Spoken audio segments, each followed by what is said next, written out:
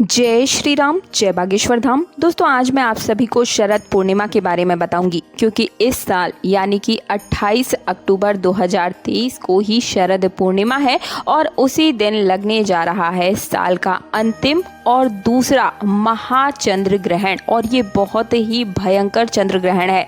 तो कई लोगों के मन में ये प्रश्न आ रहा है कि हमें रात के समय में खीर बाहर छोड़नी है या फिर नहीं, क्योंकि रात भर खीर बाहर रखी जाती है, आप सभी को पता है, और अगले दिन उसका सेवन किया जाता है। तो शरद पूर्णिमा से जुड़ी हुई हर एक जानकारी आप सभी को बताऊंगी, क्योंकि इस बार की जो शरद पूर्णिमा है, कुछ चीज़ें तो आपको 27 तारीख को करनी होगी और कुछ चीज़ें 28 तारीख को करनी होगी। अब ध्यान से सुनिए कि क्या क्या 27 को होगा और क्या क्या 28 को होगा। देखिए, सबसे पहली बात कि पूर्णिमा के दिन आप सभी को पता है कि श्री हरि विष्णु यानी कि सत्यनारायण जी की कथा की जाती है और माँ लक्ष्मी को प्रसन्न करने का भी ये एक खास मौका होता है, जो साल में एक बार ही आपको मिलता है। और चंद्र देवता की भी इस दिन पूजा की जाती है।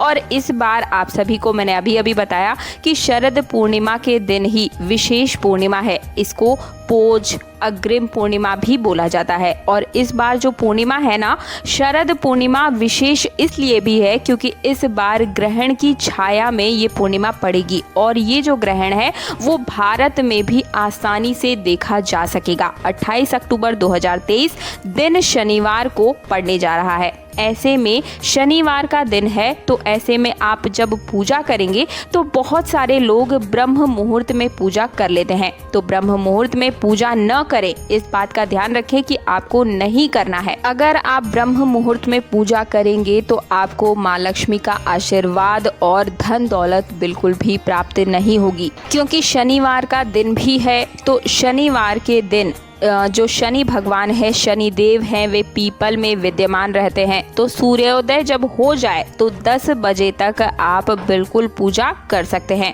तो पूर्णिमा का व्रत आपको कब करना है और इस बार खीर वगैरह आपको कहाँ रखनी है, वीडियो को बहुत ध्यान से सुनिएगा। अब मैं आपको बताने जा रही हूँ। चैनल पर पहली बार आए हैं तो चैनल को अभी तक अगर सब्सक्राइब नहीं किया है तो सब्सक्राइब करने के साथ पास वाली जो घंटी है, बेल आइकन, उसे जरूर प्रेस कर दीजिएगा, क्योंकि आपको इसी प्रकार से अपने निजी जीवन से जुड़ी हर समस्या का समाधान हमारे चैनल पर मिलता हुआ आ रहा है। और आगे भी आगामी जो भी तीज त्योहार और व्रत से जुड़ी हुई जानकारी अगर आप सबसे पहले पाना चाहते हैं तो भी आपको चैनल को सब्सक्राइब जरूर ही करना पड़ेगा। तो दोस्तों, मैं बात कर रही हूँ शरद पूर्णिमा की, क्योंकि चंद्र ग्रहण के वजह से ये और भी ज़्यादा विशेष महत्व रखता है।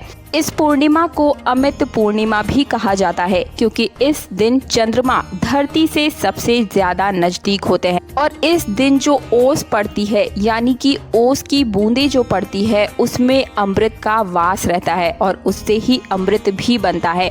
अमृतपुरी माँ कोजागरी पूर्णिमा और शरद पूर्णिमा भी इसे ही बोला जाता है, क्योंकि सर्दी की शुरुआत इस दिन के बाद से मानी जाती है। जैसे कि आप सभी को पहले से ही पता होगा कि व्रत वाली जो पूर्णिमा होती है वो चतुर्दशी तिथि को ही मना ली जाती है और उसके बाद स्नान दान जो है वो पूर्णिमा के दिन हमें किया जाता है। तो जो लोग भी कथा वगैरह सुनते हैं वे दोनों ही दिन कथा सुन सकते हैं, लेकिन जो व्रत करते हैं उसमें आप सभी को थोड़ी सी दिक्कत ये आती है कि जो व्रत करते हैं उसके बाद ही उन्हें कथा सुनना होता है, क्योंकि कथा सुनने से पहले आपको व्रत करना है, तो समापन के बाद ही आप भोजन कर पाएंगे। तो इस बात का आपको खास रूप से ध्यान रखना है कि जो व्रत वाली पूर्णिमा है वो 28 तारीख को ही है, 27 को नहीं है।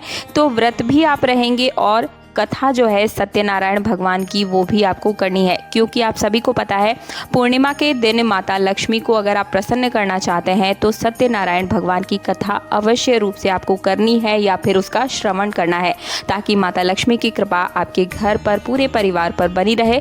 और अगर कोई पुत्र कामना के लिए भी सत्य भगवान की कथा करता है तो वो भी आपकी मनोकामना जो है जल्दी ही पूरी हो जाती है और माँ लक्ष्मी और श्री हरि भगवान विष्णु की कृपा भी अपने भक्तों पर बनी रहती है और आपकी हर प्रकार की मनोकामना तो पूर्ण होती है। और आपको पता है कि कोजागरी पूर्णिमा, अमित पूर्णिमा, शरद पूर्णिमा इसे कहा जाता है।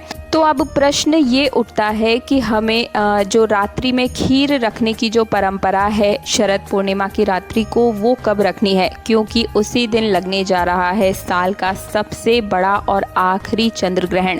तो आपको जो खीर वाला कार्य है वो 27 तारीख को ही करना है, क्योंकि इसी दिन आपको सभी चीज़ें पूर्ण कर लेनी है। आपको खीर को जो रात्रि के समय में रखना है, और खीर बनाने के बाद आप चाहे तो आंगन में या फिर अपने घर की छत पर ही सफ़ेद जो है हल्का जो परत वाला कपड़ा होता है सफ़ेद रंग का, उससे आपको ढक देना है। हल्के कपड़े से आपको ढकना है, या फिर आप चाहें तो चलनी से भी ढक सकते हैं।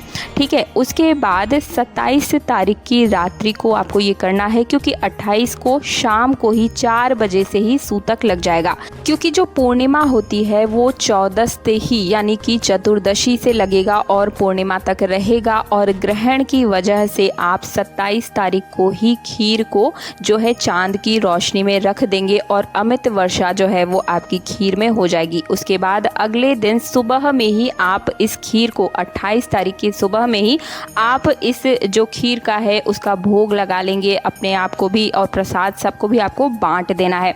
और इसके बाद सत्यनारायण भगवान की कथा और व्रत को भी आपको कर लेना है, पूजन कर लेना है।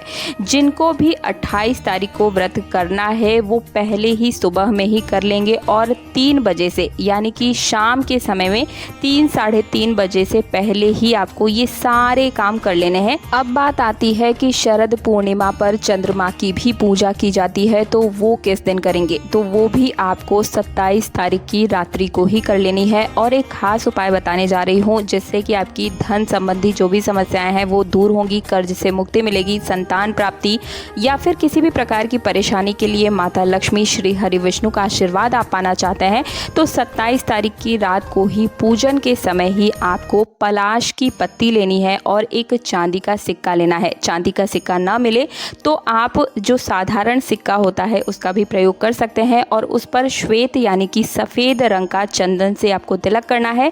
सफ़ेद ही चावल आपको लेने हैं, और सफ़ेद ही फूल से आपको भगवान जो चंद्रदेव है उनकी पूजा करनी है। दीप धूप आपको जलाना है, अच्छे से चंद्रमा की आपको पूजा करनी है, उनका आवाहन करना है। शरद पूर्णिमा के दिन ही ये आपको करना है, यानी कि 27 तारीख को ही करना है। चंद्रमा जो है इस समय धरती से काफ़ी नज़दीक होते हैं, तो आपकी पूजा स्थान पर आकर भी वो बैठते हैं और आपके पूजन को स्वीकार भी करते हैं। तो ये सब काम भी आपको 27 को ही करना है। अब बात आती है कि तब हम 28 को क्या करेंगे, तो 28 को आपको सिर्फ और सिर्फ चंद्रदेव को प्रणाम करना है, क्योंकि सूतक काल के दौरान भी आप चंद्रमा को प्रणाम कर सकते हैं। लेकिन 28 तारीख को आपको भूल से भी खीर को अपने चंद्र भगवान की जो रोशनी में है आपको नहीं रखना है। वो अलग बात है कि उस समय अमित वर्षा होती है या नहीं होती है, वो अलग चीज़ है, लेकिन चंद्रमा की रोशनी में आपको किसी भी प्रकार से खीर को नहीं रखना है, क्योंकि ये बिल्कुल ही नकारात्मकता का प्रभाव छोड़कर जाती है। तो मुझे उम्मीद है मेरे द्वारा दी गई शरद पूर्णिमा और चंद्र ग्रहण से जुड़ी हुई हर जानकारी आपको मिल चुकी होगी। लेकिन अगर फिर भी आपके मन में कोई प्रश्न है तो मुझे कमेंट के माध्यम से ज़रूर पूछ लीजिएगा, मैं वहाँ पर आपको रिप्लाई ज़रूर दूंगी। और इसी प्रकार से अगर आप अपने निजी जीवन से जुड़ी हुई हर समस्या का समाधान और तीज त्योहारों से जुड़ी हुई हर जानकारी को बिल्कुल ही मुफ्त में सबसे पहले पाना चाहते हैं, तो चैनल को सब्सक्राइब करने के साथ पास वाला बेल आइकन जरूर प्रेस कर दीजिएगा। और इस वीडियो को ज़्यादा से ज़्यादा अपने व्हाट्सएप और फेसबुक पर शेयर करना बिल्कुल भी मत कीजिएगा। अगर आप छोटा सा भी शेयर करते हैं, किसी को कष्टों को दूर करने में मदद करते हैं, भागीदारी बनते हैं, तो ऐसे में आपके भी कष्ट दूर होते हैं। मिलती हूँ अगले वीडियो में। जय श्री राम, जय बागेश्वर धाम।